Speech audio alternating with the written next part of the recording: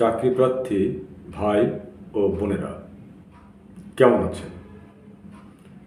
সবাই উদ্যোগের সাথে অনুধাবন করছেন যে চাকরিতে প্রবেশের বয়সসীমা কত হলে ভালো হয়।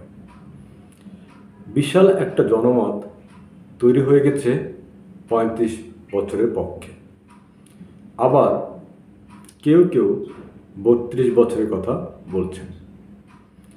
একইভাবে সবার ভাবনার মধ্যে এটিও চলে আসছে যে অবসরকালীন বয়সসীমা কি ৫৯ থাকবে নাকি বাড়িয়ে নেওয়া হবে। বাড়ালে কত বাড়ানো যায়?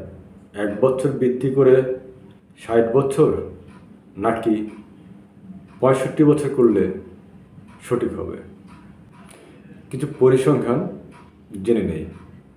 বর্তমানে চাকরিতে প্রবেশের বয়সসীমা ৩০ বছর, অবসর গ্রহণের বয়সসীমা ৫৯ বছর, বর্তমান মানুষের গড় আয়ু ৭০ বছর বিবিএর জরিপ ২০২৩ এর মতে।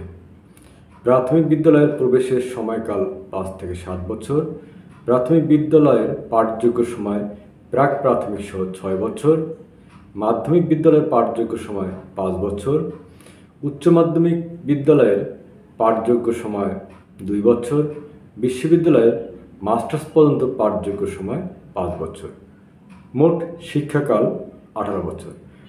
স্বাভাবিকভাবে শিক্ষাকাল শেষে চাকরি প্রার্থীর বয়স ১৮ + ৫ = ২৩ বছর বা ১৮ + ৭ = ২৫ বছর।